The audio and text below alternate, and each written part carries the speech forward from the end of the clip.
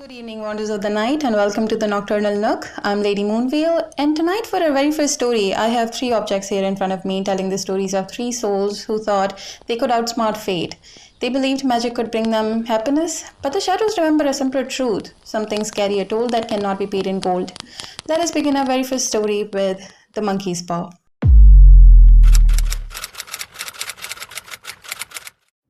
Wind howled across the desolate road. But inside the isolated cottage of White family, the hearth burned bright. Mr. White and his son Herbert played chess in a companionable silence, while the elderly Mrs. White knitted quietly by the fire. Their peace was shattered by a sudden forceful knock. Their visitor, Surgeon Major Morris, had spent decades in the furthest, darkest corners of India.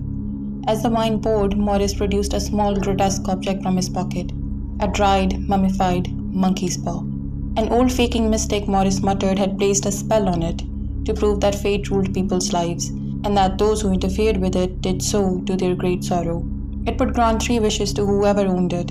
The first man's final wish, Morris whispered, looking directly into the fire, was for death. In a sudden fit of horror, Mrs. White threw the paw into the fire, but Mr. White, driven by an intense, reckless curiosity, snatched it from the flames. When their guest left, the house was quiet. Herbert, laughing at the old soldier's superstition, suggested a simple test. Wish for £200, father, just enough to pay off the remaining mortgage. Mr. White smiled nervously and held the withered paw aloft. I wish for £200. A sharp cry escaped his lips and he dropped the object with a shudder. He swore that as he spoke the words, the paw twisted in his hand like a living snake. Yet, the room remained still. The money was not there. Herbert laughed, bidding his parents a cheerful good night before heading off to his night shift at the local textile mill. The next afternoon, a well-dressed stranger knocked at their door. His face was pale, his eyes completely averted from Mrs. White's gaze. He was a representative from the textile mill. He spoke in broken, careful sentences. There had been an accident during the night shift. Herbert had been caught in the heavy grinding machinery. He was gone. The mother's screams shattered the quiet house, but the stranger was not done. The company, he stammered, disclaimed all responsibility for the tragedy. However, in consideration for their son's loyal service, they wished to present the grieving parents with a distinct sum of compensation. Exactly £200. Days bled into weeks. Grief transformed the cozy cottage into a living tomb. One night, unable to sleep, Mrs. White woke up with a desperate manic hope. There were still 2 wishes left. She forced the dried, withered paw back into her husband's trembling hands. Wish her boy back alive, she shrieked. Mr. White recoiled in absolute horror. He had been to the morgue. He had seen the mangled, unrecognizable state of his son's body. He had been buried for 10 days. But overcome by her despair, he raised the object into the blackness of their room. I wish my son alive again. The paw fell to the floor. They waited in the suffocating silence. Nothing happened. Relief washed over the old men. It had failed. But then they heard someone violently knocking at the front door. It's Herbert, Mrs. White screamed, breaking away from her husband's grasp and sprinting down the stairs. Mr. White scrambled in the dark, his heart hammering against his ribs. He knew whatever was standing on that porch was not his son. It was a decomposed, crushed thing brought back by a demonic magic. The knocks grew louder, more violent, rattling the entire frame of the house. Mrs. White reached the front door, struggling with a heavy iron bolt. Help me, she shrieked to her husband above. I can't reach the top latch. Downstairs, the top latch slid back with a loud metallic screech. On his knees in the dark bedroom, Mr. White's fingers desperately closed around the dropped monkey's paw. With his final breath, Mr. White closed his eyes and made his third and final wish. I wish the knocking would stop. Instantly, the violent pounding ceased. Below, the heavy wooden door swung open to the night air, and Mrs. White let out a long, wailing cry of utter disappointment and agony as she stared out onto an empty country road. But upstairs, the relief did not come. The freezing air in the bedroom grew thick and putrid. Mr. White stood frozen on his knees, his heart dropping into his stomach. The knocking hadn't stopped because the visitor left. It had stopped because the wish brought it inside. Slowly, trembling with terror, the old man looked toward the floor.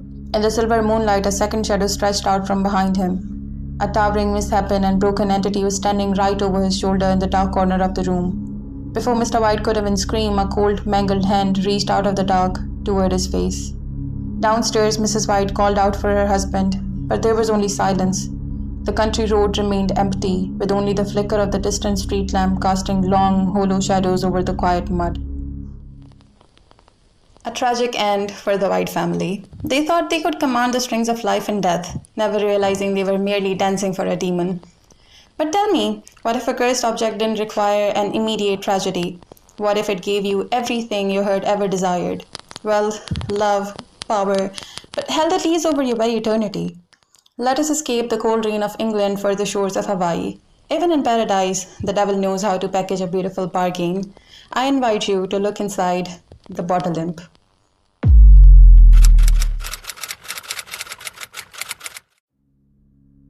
Kiyebe was a young, bright-eyed Hawaiian man, a sailor with a heart full of ambition but pockets completely empty. While wandering through the wealthy hills of San Francisco, he found himself staring at a magnificent, opulent mansion. Looking through the glass window, he saw the elderly owner sitting inside, surrounded by immense wealth, yet the man's head was bowed and he looked utterly miserable. Curiously, Kiyebe knocked. The old man welcomed him, but instead of showing off his treasures, he offered to sell Kiyebe a curse. A small round bottle made of thick, iridescent green glass. Inside it lived an imp, a tiny shifting spirit of shadow. The rules, the old man explained in a trembling voice, were absolute. The imp would grant its owner any earthly desire, wealth, land, perfect health. It was all yours for the asking. But if the owner died while the bottle was still in their possession, their soul would be cast into the fires of hell for eternity. There was only one escape. The bottle must be sold to another willing buyer for physical cash, and it must be sold for less than the price the owner originally paid. If you bought it for $1, you had to sell it for 99 cents or less. If you broke the rules or tried to throw it away, it would magically return to your pocket before the sunset. The old man had paid thousands. He offered it to Kiyebe for a mere $50. Kiyebe, young and arrogant, scoffed at the danger. He figured he could simply use the imp to buy his dream estate, enjoy the wealth, and resell it to some other greedy soul long before death ever found him. He handed over his last $50. The power of the bottle was terrifyingly absolute. Within a year, Kiyebe watched his deepest desires materialize out of thin air. He became the owner of the most breathtaking white-walled estate in Hawaii, wealthy beyond measure. Soon after, he fell deeply in love with a beautiful woman named Kokowa. Feeling his life was perfect, Kiyebe successfully sold the bottle to a wealthy friend who wanted political power. The curse was gone. Kiyebe was free, blissfully happy, and ready to marry his bride. But fate is an unyielding creditor. On the very eve of his wedding, while taking a bath, Kiyebe noticed a pale, bloodless spot on his chest. He pressed it. There was no feeling. A local physician confirmed his worst nightmare. It was leprosy, a deadly, incurable, agonizing death sentence. His life, his marriage, his future shattered in a single breath. Desperate to save his life, Kiyebe realized there was only one choice. He had to find the bottle again. He tracked it through a rapid chain of past owners, but as he moved from city to city, his blood ran cold.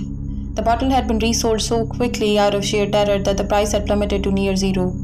When Kiyebe finally located the current owner, a terrified, shaking man hiding in a dark room, the man wept as he held up the bottle. He refused to sell it for anything but his original asking price, 2 cents. Kiyebe stared at the 2 copper coins in his palm, his breath catching in his throat. The rules were unchangeable. He could buy it for 2 cents and the imp would cure his leprosy. But to rid himself of it afterward, he would have to find someone to buy it for exactly 1 cent. And whoever bought it for a single penny could never sell it again. Because there was no currency smaller than a cent, their damnation would be guaranteed. With no other choice, Kiyebe bought the bottle. His disease vanished overnight, but his grand white house was now a gilded prison. Every single night, Kiyebe lay awake in the dark, staring at the green glass on his dresser, listening to the faint, mocking, claw-like scratches of the imp inside, knowing he was one step away from eternal damnation. Unable to bear his torment, his bride Kokowa confronted him, and Kiyebe collapsed, weeping, confessing everything. But Kokowa's love was fierce and brilliant. She realized a geographical loophole. The French colonies, she gasped. In the South Seas, they use the centime, a fraction of a cent. 5 centimes make 1 penny. There's still room to bargain. They packed their bags and traveled to the French islands, desperate to sell the bottle for 4 centimes, then 3, then 2. But the local islanders were deeply superstitious. They saw the glowing green glass, sensed the malice inside, and fled in terror. No one would buy it. Time was running out, and Kiyebe was wasting away from sheer panic. Seeing her husband on the brink of madness, Kokowa made the ultimate sacrifice. She secretly hired an old desperate sailor from the docks, giving him her own money to buy the bottle from Kiyebe for 4 centimes. Then once the sailor had it, Kokowa secretly bought it back from him for 3 centimes. Kiyebe woke up the next morning to find the bottle gone and the sailor missing. He danced with joy, believing they were finally free. But his joy turned to ash when he walked into the courtyard and found Kokowa locked in a room, sobbing hysterically, holding the green glass bottle in her trembling hands. She had condemned her own soul to save him. When Kiev discovered his wife's sacrifice, his heart shattered. He resolved that if she was going to hell, he would march there right beside her. He rushed down to a dark, grimy waterfront tavern filled with the absolute dregs of the sea. There he found an old boatswain, a man whose face was scarred and whose eyes were entirely hollow. Kiev handed the old pirate 2 centimes and told him to go to Cocoa's room, buy the bottle and bring it back to the alleyway. Kiev would then buy it from the sailor for 1 centime, sealing his own doom forever. Kiev waited in the freezing, foggy alley, his heart pounding against his ribs, waiting to accept eternal damnation. Finally, the old boatsman emerged from the house. The green bottle was stuck securely under his heavy leather coat, and a maniacal, drunken grin was plastered across his weathered face. Kiev rushed forward, holding out his final penny. "Sell it to me. Take the penny," Kiev cried. The old sailor laughed, a harsh, grating sound that echoed off the damp stone walls. "I think not, boy," the sailor sneered. "I just asked this little shadow spirit for a bottle of premium rum, and it appeared instantly out of thin air. This is the finest treasure I've ever stolen. I'm keeping it." Kiev gasped, grabbing the sailor's coat. "You don't understand. If you keep it, you will die with it. You will go straight to hell." The old pirate shrugged carelessly, ripping his coat away and taking a deep, burning swig from his newly manifested flask. "I've been heading that way my whole life, boy. This little green devil just makes the trip a bit more comfortable." And with that, the old man vanished into the thick, rolling fog of the docks, taking the cursed vessel with him into the dark. A narrow escape on the shores of paradise. The pirate kept the bottle completely content to slide into damnation with a drink in his hand. But some objects do not offer a loophole. They do not come with rules or a price tag that can be lowered to save your soul.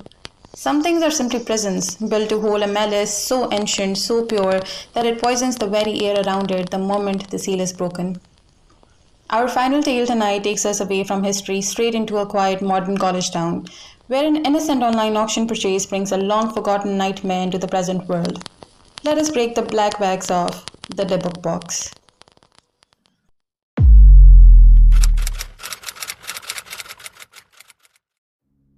Liam was an ordinary university student, a young guy living alone in a cluttered apartment with a casual passion for collecting unique antiques and oddities. While late-night browsing an online state auction, he stumbled upon a strange listing, an old vintage wine chest belonging to a survivor of the Holocaust who had recently passed away. The description warned that the item was a family heirloom, never to be opened. Intrigued by its eerie appearance, Liam placed a joke bid and won.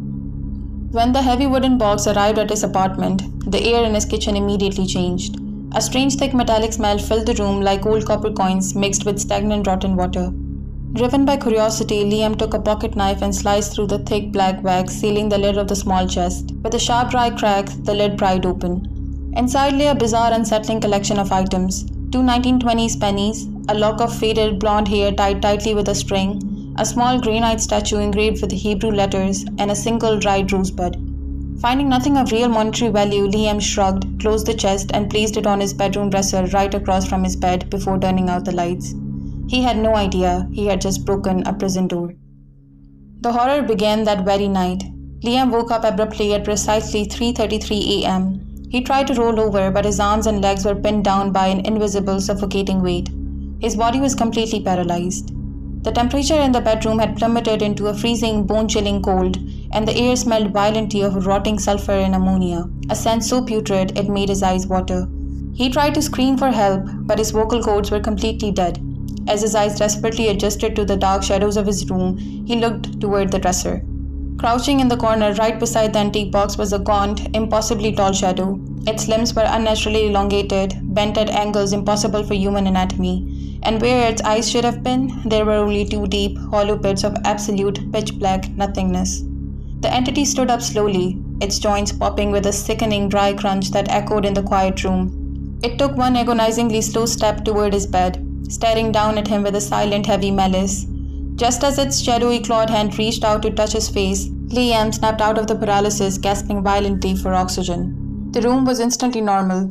The shadow was gone, but the putrid, rotten smell of sulfur didn't fade. It was pouring directly out of the seams of the wooden chest. And as Liam sat up, sweating and trembling, he heard it, a low, dry, multi-layered scratching whisper vibrating from inside the wood. It was reciting a sequence of names and dates, including his own. Liam didn't waste time wondering if it was a dream. He connected the dots instantly. the nightmare, the sudden freezing cold, the rotten stench, and those horrifying whispers were tied directly to the Dybbuk box. Terrified and desperate to break the link before the sun even rose, Liam grabbed the heavy antique chest, ran down the stairs of his building, and hurled it deep into the metal trash dumpster in the dark alleyway out back. He returned to his apartment, scrubbed his hands, locked his deadbolts, and prayed for morning. The next day, Liam walked into his kitchen to make a cup of coffee. He stepped inside, and his entire body froze. Sitting precisely in the center of his clean kitchen counter was the Dybbuk box. The lid was shut tight, and the black wax was completely gone, leaving only the raw exposed wood. The rotten smell of decay hit his throat so hard he choked, and the dry whispers from the wood grew louder, filling the entire kitchen like a swarm of insects. Panicking, with shaking hands, Liam opened his phone to check his apartment's security camera footage from the night before. What he saw was infinitely worse than static. The video showed that the bedroom door opened at exactly 3:33 a.m. Liam had stood up from his bed, his posture completely rigid, his head tilted back at an unnatural angle, and his eyes wide open, staring blankly into the dark. The footage tracked him walking down to the alleyway, digging through the grimy dumpster with his bare hands until his fingernails bled, and lovingly carrying the chest back into the apartment. The entity wasn't stalking Liam from the shadows anymore. It was already inside him. Liam tried to run, tried to scream, but a sudden violent paralysis gripped his spine while he was still wide awake. His limbs locked into place against his own unyielding will. His feet began to move, walking his frozen body over to his desk. His trembling fingers reached out and opened his laptop. His eyes watched in absolute horror as his own hands began typing, opening a seller account on a vintage marketplace and meticulously listing items for bid. But he wasn't just listing the wooden chest. The entity in his mind was opening a digital storefront for an entire collection of nightmares. Through his own daring eyes, Liam watched his fingers type out the descriptions of objects he had never seen before in his life. First, a dried mummified monkey's paw, guaranteed to grant 3 wishes to its owner. Then, an iridescent green glass bottle, holding a trapped, shifting shadow that promised infinite wealth. Next, his hands uploaded a listing for a cracked antique porcelain doll with human hair, its description reading, "Never leaves the room it is placed in." Then came a tarnished brass pocket watch with no hands, described as "keep time only for the day you are scheduled to die." And finally, a vintage leather-bound camera from the 1940s with a sinister warning typed out by his own bleeding fingers. "Do not look at the developed photos alone in the dark." He wanted to cry for help, but his mouth could only form a hollow, silent smile. The parasite in his mind was using his hands, his name, and his modern connection to the world to ensure the sickness would spread. The curse needed to expand. It needed new buyers, new greed, and new thresholds to cross. Liam never left that apartment. He's still there, sitting in front of the glowing screen in the dead of night, typing out descriptions for relics of death, packaging boxes with raw fingers, and waiting for the mail courier to arrive. Because you cannot run from a curse you willingly invited across your threshold. And on the internet, the dark never closes for business. 3 objects, 3 separate bargains with forces beyond our understanding. Whether driven by desperate grief, reckless greed, or innocent curiosity, the things we choose to bring into our lives will always find a way to rewrite our fate. Be incredibly careful what you purchase in the dark, and remember some boxes are sealed for a reason. If these tales have kept you company in the dark tonight, remember to subscribe and leave a comment below to let me know which object terrified you the most. Turn on your notification bell so you never miss our next descent into the dark. Until next time, find comfort in the shadows. This has been the Nocturnal Nook. Good night.